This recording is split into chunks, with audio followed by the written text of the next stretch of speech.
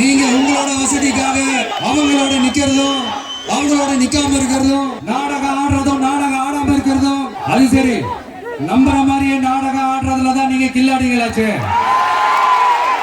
அதே மீறி நம்ம விவசாயிங்க உங்க போராட்டத்துக்கு எதிராக போராடினாங்கன்னா பிரச்சனை தான்.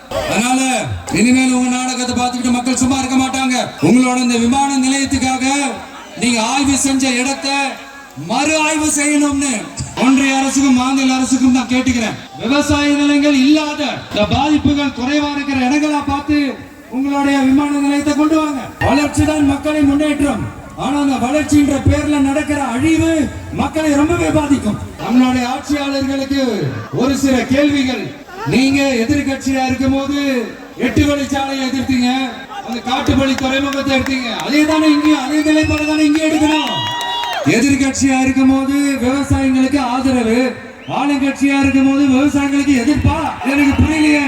அதனால இனிமேலும் சொல்றேன், உங்க நாடகத்தெல்லாம் பார்த்துக்கிட்டு மக்கள் சும்மா இருக்க மாட்டாங்க.